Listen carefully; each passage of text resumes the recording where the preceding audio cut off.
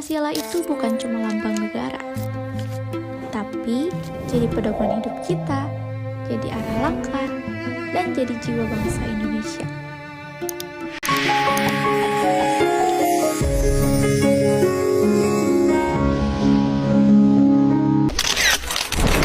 The Pancasila. Pancasila itu Pancasila merujuk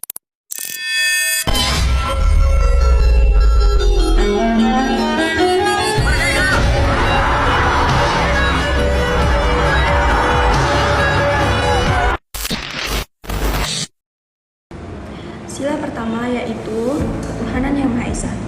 Baiklah, sila pertama itu mengajarkan kita bahwa bangsa Indonesia itu percaya kepada Tuhan yang Maha Esa dan menghargai setiap warga negara dalam menjalankan agama serta kepercayaannya masing-masing.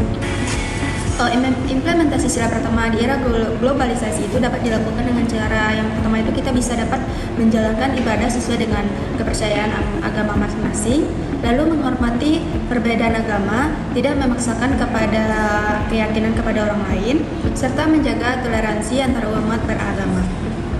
Selain itu, masyarakat itu juga perlu menggunakan teknologi secara bijak, menyebarkan informasi yang baik dan tidak menyebarkan ujian kebencian yang berkaitan dengan agama. Sila kedua Pancasila yaitu kemanusiaan yang adil dan beradab, mengandung nilai penghormatan terhadap para sumber manusia, persamaan hak, keadilan, kepedulian sosial, dan sikap saling menghormati.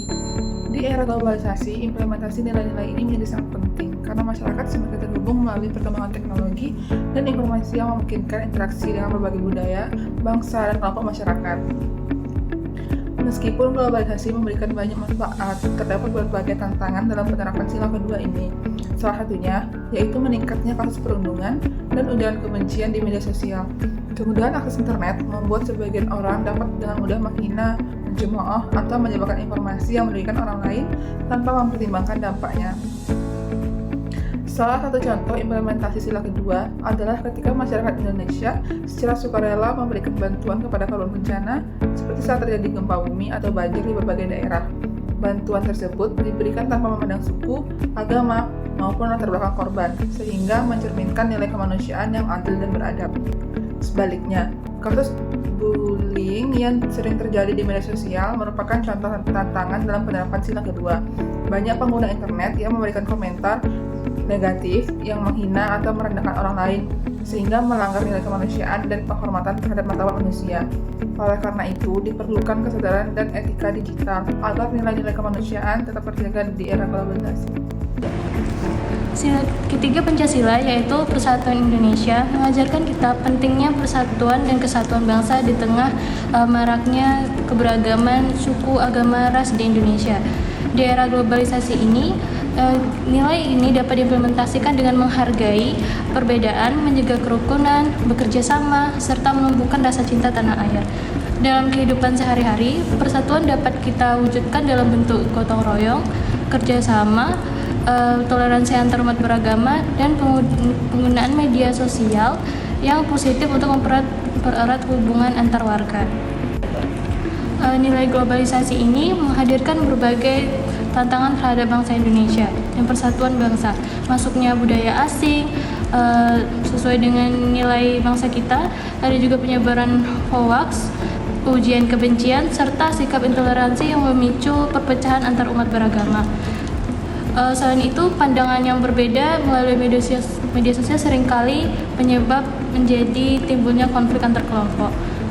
Oleh karena itu, nilai persatuan Indonesia harus terus diperkuat melalui pendidikan karakter, sikap toleransi, dan penggunaan teknologi secara bijak. Dengan menjaga persatuan dan menghormati perbedaan, masyarakat Indonesia dapat menghadapi tantangan globalisasi tanpa kehilangan jati diri bangsa. Sila keempat Pancasila mengajarkan kita tentang kerakyatan yang dipimpin oleh hikmat kebijaksanaan, tetapi di era globalisasi yang serba digital ini, apakah nilai-nilai itu masih relevan? Untuk di era sekarang, implementasi jauh lebih luas. Kita mempunyai platform digital yang menyampaikan aspirasi lebih secara transparan, serta teknologi yang memudahkan musyawarah daring lintas wilayah. Nilai musyawarah ini juga jadi senjata diplomasi diplomasi Indonesia di panggung dunia untuk menyampaikan konflik lewat dialog. Sayangnya, tantangannya ini makin berat. Media sosial sering memicu polarisasi dan ego kelompok. Seringkali kita lebih sibuk ingin menang sendiri daripada mencari mufakat. Belum lagi budaya serba cepat dan membuat kita lebih memilih voting instan daripada proses diskusi yang mendalam. Intinya, teknologi hanyalah alat. Tantangan terbesar kita yaitu menjaga hakikat kebijaksanaan, tetap memakai akal sehat dan etika di tengah derasnya arus informasi. Mari kita demokrasi dengan bijak.